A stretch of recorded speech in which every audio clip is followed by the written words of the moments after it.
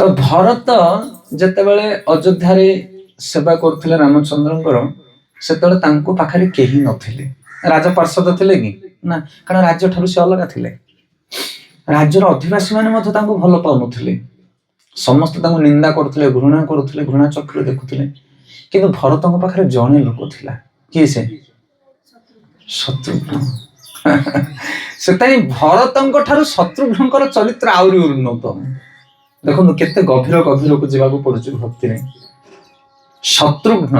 ଶତ୍ରୁଘ୍ନଙ୍କର ଚରିତ୍ର କଣ ନା, ଶତ୍ରୁଘ୍ନ ହଉଛନ୍ତି କୈଙ୍କର୍ୟ ଭାବକୁ ଧାରଣ କରିବା ବାଲା। କୈଙ୍କର୍ୟ ମାନେ କିଙ୍କର ଗୁଣ। କିଂ ମାନେ କଣ, କର ମାନେ କରିବି। ଭରତଙ୍କର ଏଇଟା ହଉଛି ମୂଳ ମନ୍ତ୍ର।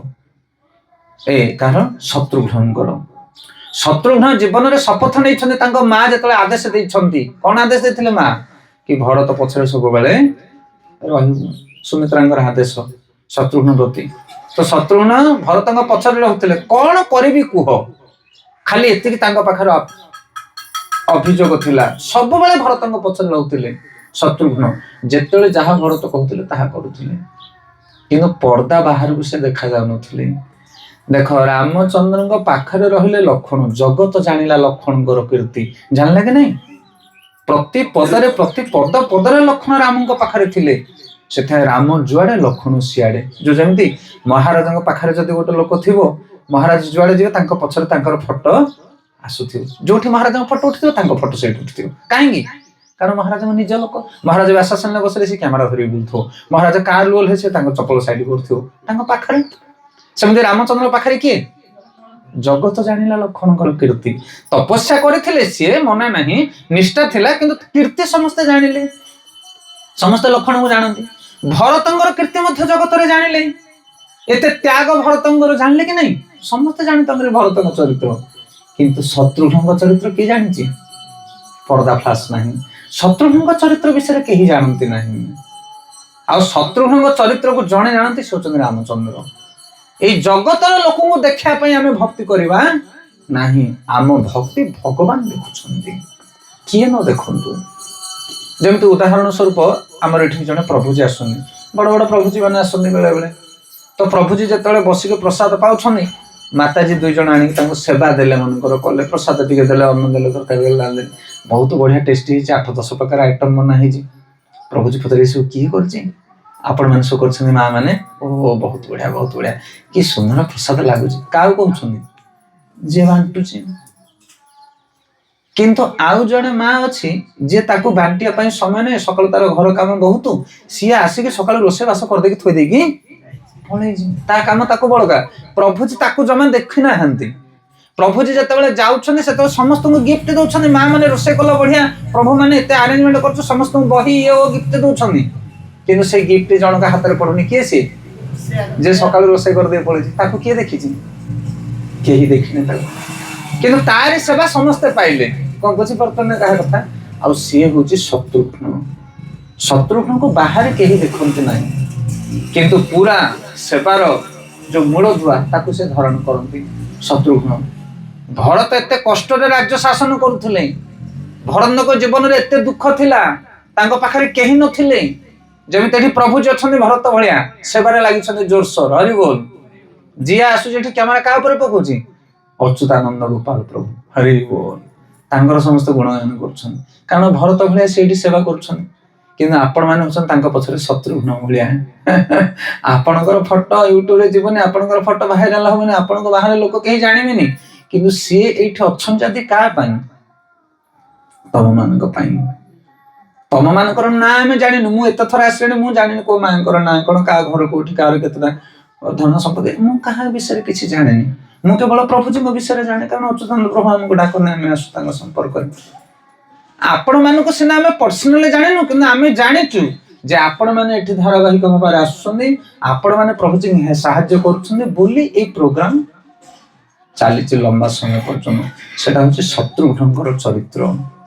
ଶତ୍ରୁଘ୍ନ ବାହାରକୁ ଦେଖାଯାଆନ୍ତି ନାହିଁ, କିନ୍ତୁ ଭରତଙ୍କର ପଛରେ ରହି ସବୁତିକ କାର୍ଯ୍ୟକୁ ହାସଲ କରନ୍ତି। ଆଉ ତାକୁ କୁହାଯାଏ ପ୍ରକୃତରେ କୈଙ୍କର୍ୟ ଧର୍ମ। ଚୈତନ୍ୟ ମହାପ୍ରଭୁ କହିଲେ, ଆମେ ଭକ୍ତ ନୁହଁ, ଆମେ ଭଗବାନଙ୍କର ସେବକ ନୁହଁ, ଆମେ ଭଗବାନଙ୍କର ଦାସ ନୁହଁ, ଆମେ କଣ?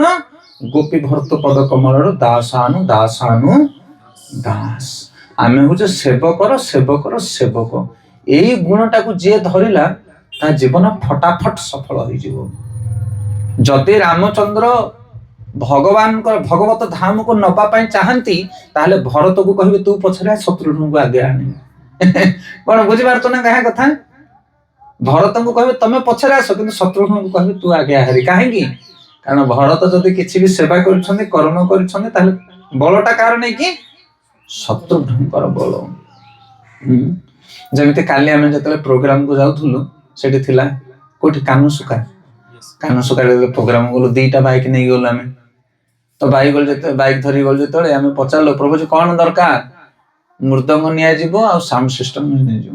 ନା ମୃଦଙ୍ଗ ପଛେ ଆସିଲେ ଚଳିବ, ତମେ ଆଗେ ଲାଇଟଟା ସାଉଣ୍ଡଟା ଧରିକି ଆସ। କୀର୍ତ୍ତନ ପରେ ଆଗେ ଲାଇଟ ଲାଗିବା ଦରକାର, ହରିବୋଲ ଆଗେ ସାଉଣ୍ଡଟା ବାଜିବା ଦରକାର। ଦିଟାକରୁ ଜରୁରୀ କୋଉଟା?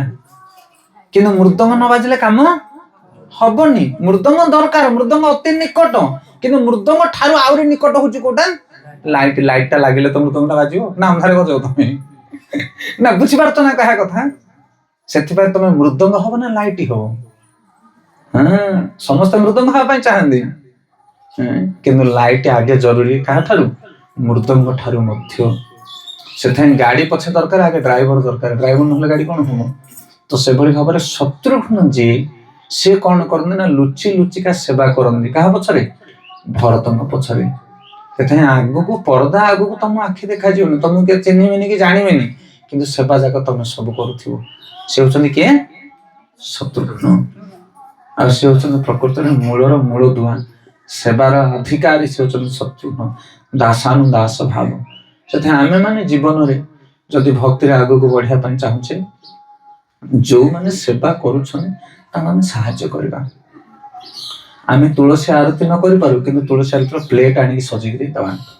ଆମେ ଦୀପ ନ ଲଗେଇ ପାରୁ, ଦୀପ ଲଗେଇ ଯେ ଫିଙ୍ଗିଦେବ, ସେ ଦୀପକୁ ନେଇକି ବାହାର କରିକି ଆମେ ବାହାରେ ପକେଇବା। ଏଇଟା ହଉଛି ଶତ୍ରୁଘ୍ନଙ୍କର ସେବା। ଦୀପ ଲଗେଇବା ଲୋକ ଭଗବାନ ଯେତିକି ପସନ୍ଦ ନ କରିବେ, ଅଳିଆ ଦୀପକୁ ବାହାରେ ଫିଙ୍ଗିବା ଲୋକ ଭଗବାନ ତାଠୁ ଅଧିକ ପସନ୍ଦ କରିବେ। ହଉଛି ଗଭୀର ତତ୍ତ୍ୱ। ସେଥିପାଇଁ ସେମିତି ସେବା ଜଗତରେ କେହି କରିବା ପାଇଁ ଚାହାନ୍ତିନି। ସମସ୍ତେ ଚାହାନ୍ତି ଆମର ଯେମିତି ଫଟୋ ଆସିବା ଦରକାର, ଯେମିତି ଲୋକେ ଜାଣିବେ ମୁଁ କିଛି କରୁଛି। ତୁ ଯଦି କରୁଛି ବୋଲି ଭାବନା ଆସିଗଲା, ତାହେଲେ ଭଗବାନ ସେଟାକୁ ଗ୍ରହଣ କରିନି। ସେଥିପାଇଁ ଆଗ ଧାଡ଼ିରେ ଠିଆ ହେବା ଅପେକ୍ଷା ପଛ ଧାଡ଼ିରେ ଠିଆ ହେବା ହଉଛି ସୁରକ୍ଷିତ ସେବାରେ। କଣ ବୁଝିପାରୁଛ କି ନାଇଁ? କାରଣ ଆଗରେ ରହିକି ସେବା କରିବ ବୋଲେ ଲୋକ ତମକୁ ଦେଖିବେ, ଅହଙ୍କାର ଅଭିମାନ ସବୁ ଆସିବ। କିନ୍ତୁ ପଛରେ ରହିକି ଯେ ସେବା କରିବ, ତାହାର ଫଟୋ କୋଉଥିରେ ଆସିବନି, ତାକୁ ଲୋକେ କେହି ପଚାରିବେନି, ତା ଭକ୍ତି ସୁରକ୍ଷିତ ରହିବ, ତା ଭକ୍ତି କେହି ନଷ୍ଟ କରିପାରିବେ ନାହିଁ।